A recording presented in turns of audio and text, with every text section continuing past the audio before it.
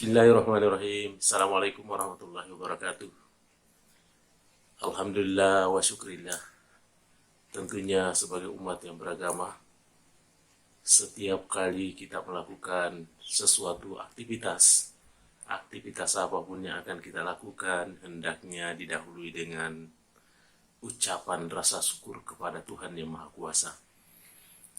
Kenapa demikian pemirsa sekalian? Karena tentu kita maklumi bersama bahwa begitu banyak fasilitas yang diberikan oleh Yang Maha Kuasa.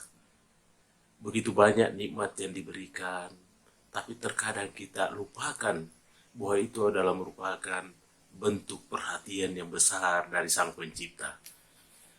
Salah satu di antaranya nikmat itu adalah nikmat kemampuan.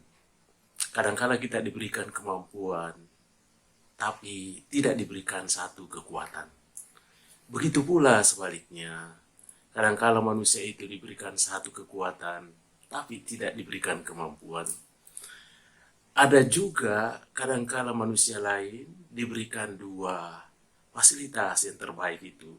Yang pertama adalah kemampuan, yang kedua adalah kekuatan, tetapi tidak diberikan anugerah yang ketiga, yaitu adalah kemauan. Padahal sesungguhnya ketika kita memiliki dua potensi itu, ditambah dengan satu potensi yang terbaik yang adalah kemauan, tentunya adalah merupakan satu fasilitas yang bisa kita gunakan untuk membantu terhadap sesama. Baik sesama kita sebagai makhluk, sebagai manusia, tentunya juga ada makhluk-makhluk lain di samping daripada manusia, yaitu hewan dan tumbuhan. Sehingga dengan demikian, maka alangkah hebatnya seseorang ketika diberikan ketiga indikator itu. Yang pertama adalah punya kemampuan, yang kemudian yang kedua punya kekuatan, dan yang ketiga adalah punya kemauan untuk membantu sesama.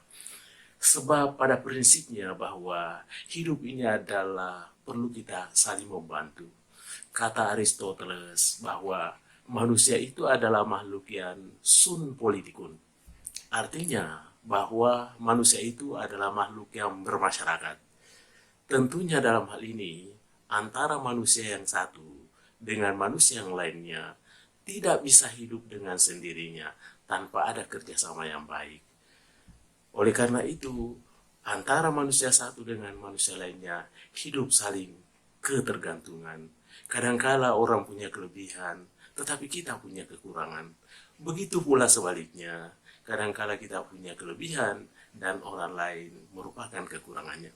Sehingga dengan demikian, maka perlu dibangun satu komunikasi. Perlu dibangun satu komunikasi yang efektif, komunikasi yang baik.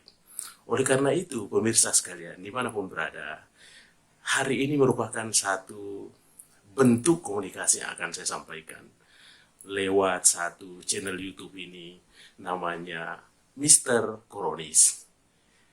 Apa itu Koronis? Koronis itu saya ambil dari kata corona. Corona tentunya bukan lagi merupakan sesuatu yang asing buat kita sekalian. Selama 2 tahun kurang lebih, kita tentunya dikungkung di rumah.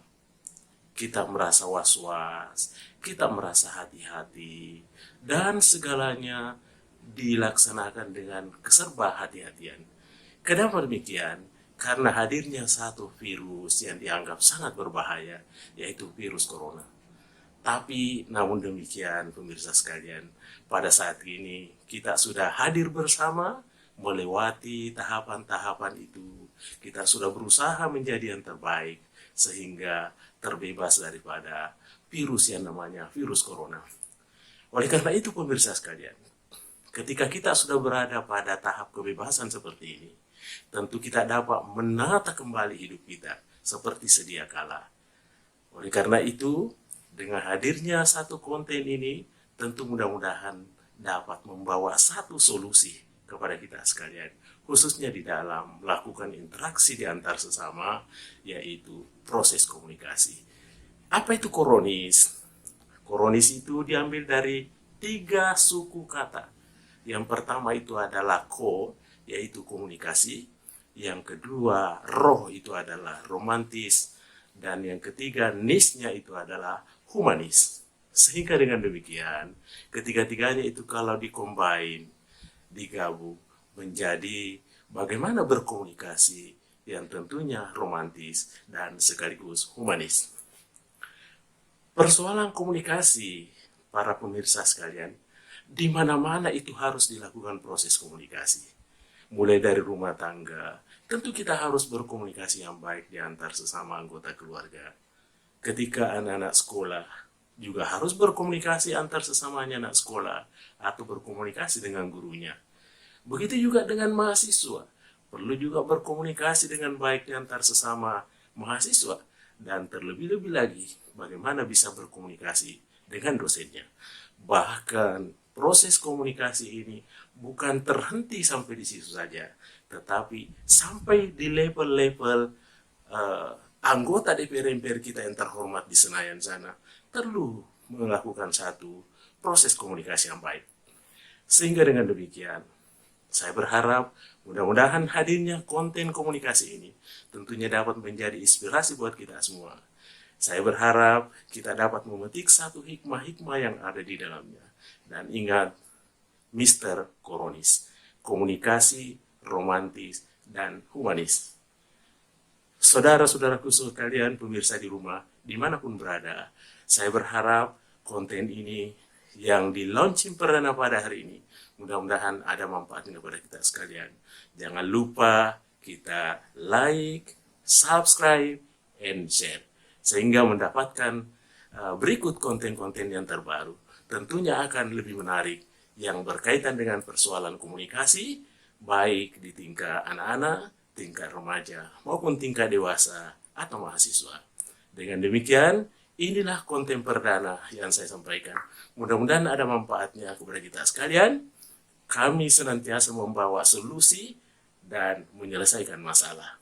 Demikian saya sampaikan. Terima kasih. Assalamualaikum warahmatullahi wabarakatuh.